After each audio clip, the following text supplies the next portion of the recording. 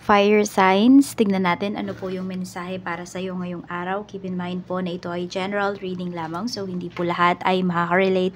So be open-minded. Sa mga hindi pa po nakasubscribe dito sa ating channel, please subscribe na po kayo and pa-like na din po ng ating video. At sa mga nais pong mag-avail ng ating private readings, ng ating Evil Eye Amulet Necklace at ng ating Tiaras Bracelet, makikita nyo po yung link sa description box. Tarot Intentions by Aliana Reyes. Tignan po natin.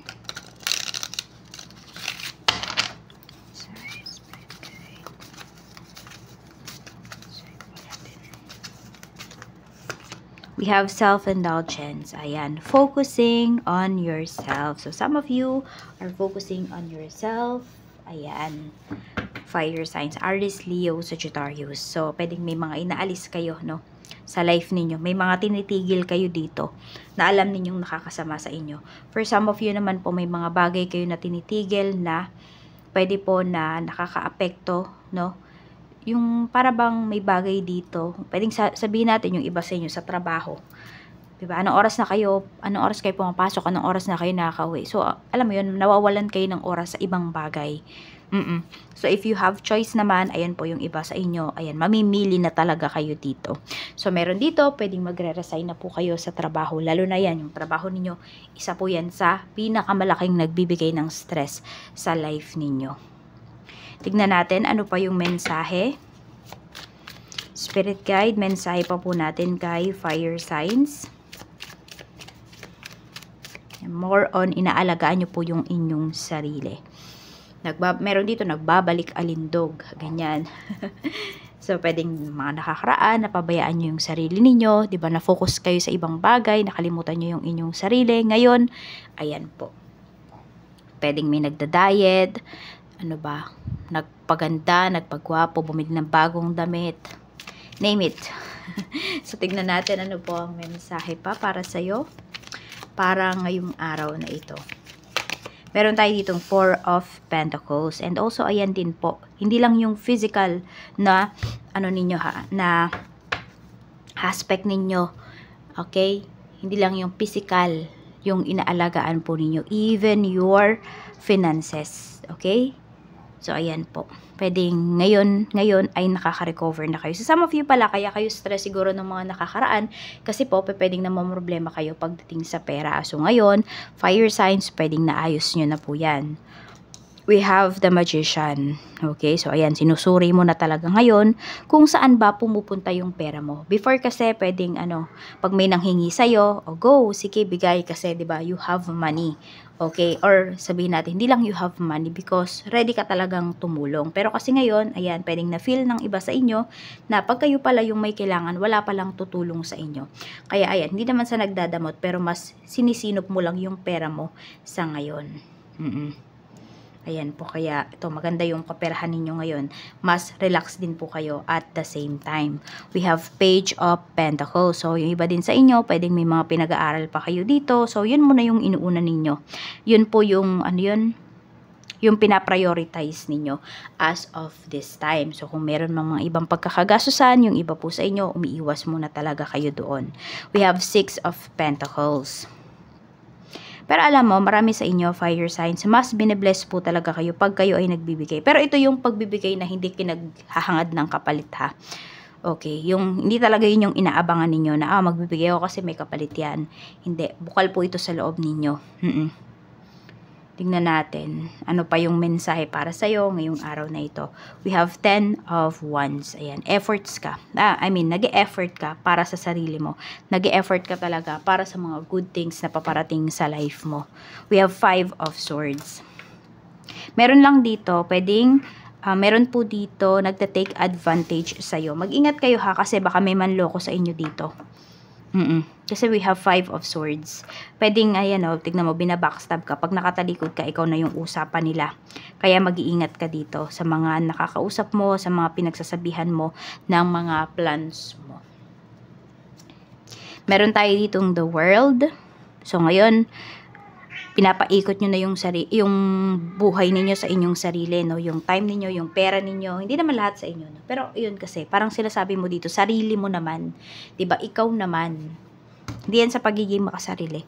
'Di ba? Siguro dumating na din kayo sa point na napagod na kayo, no?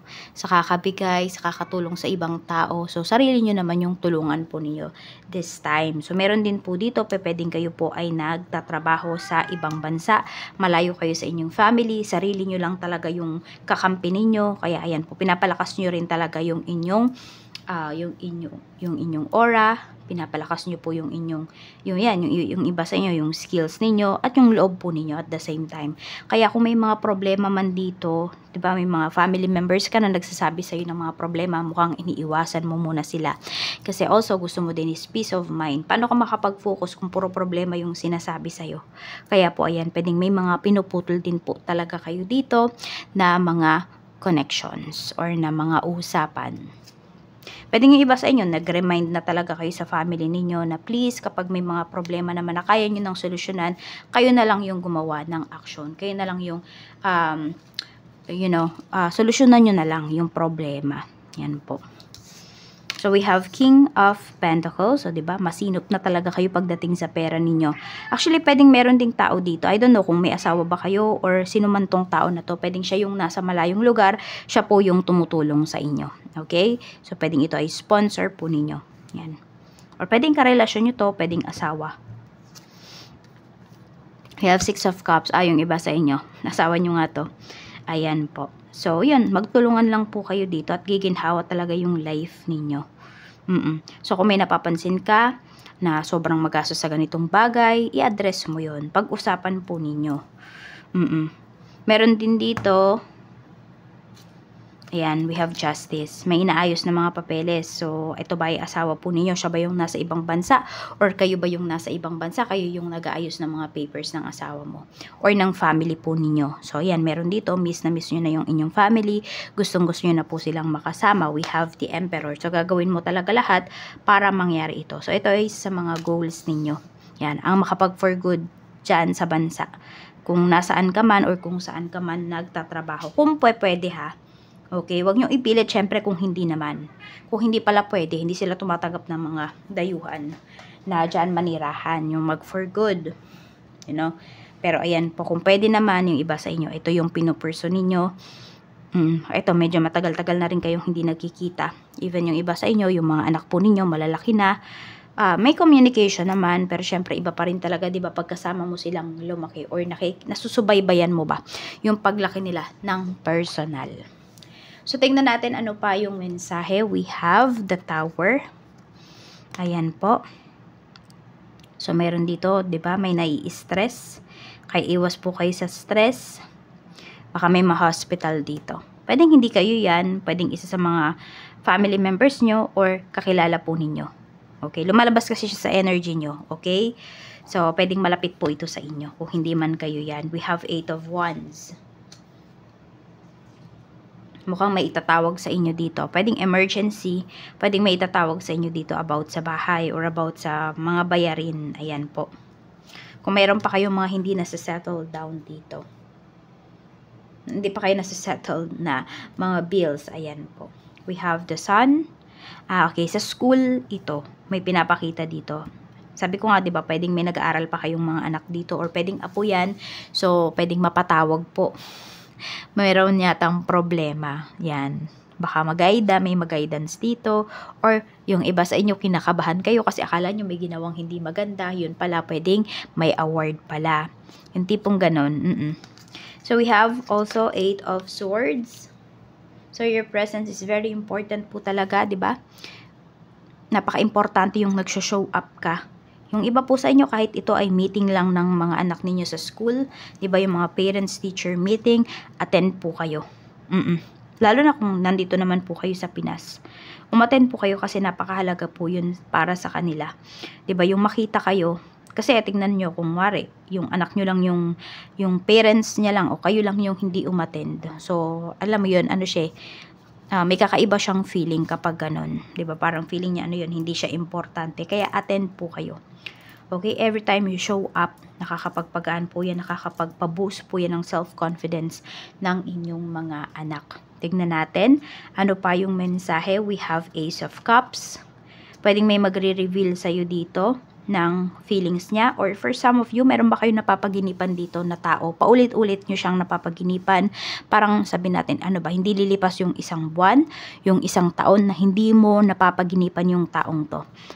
Pwedeng may hidden feelings yan sa'yo, or still, love ka pa rin ng tao na yan, kung sino man yan. We have the Empress. Okay, so ito, pwedeng mag-grant naman po talaga sa inyo yung custody ng inyong mga anak. Kung meron man po kayong pinaglalaban dito about sa custody nila. We have Four of Swords. Meron naman dito, very ano lang siya, tumutulong. Ito, pwedeng ikaw to, fire signs, tumutulong pero tahimik lang. Okay, so yung parang anonymously, meron po dito. Ayan, mahilig kayong tumulong pero hindi nyo na pinagsasabi na kayo yung tumulong dun sa tao na yun. Tingnan natin ano pa yung mensahe. Okay, so ayan po kung may nag-take ng exam dito, ayan po, makakapasa po kayo. Or could be this is an interview. Yan, maganda yung energy dito na pinapakita. I don't know kung meron ditong evaluation. I don't know kung sa trabaho ba yan or sa school. Pwedeng ito ay, ayan, evaluation ng mga students mo kung kayo po ay teacher, ayan. Or sa trabaho, yan yung merong evaluation dyan. So, ayan po, makakapasa naman po kayo. I mean, maganda naman yung resulta. Masasatisfy naman po kayo. So, tingnan pa natin. Ano pa yung mensahe para sa'yo? Okay, so siguro yan lang muna. Fire signs. Maraming salamat. Ingat ka always and more blessings to come.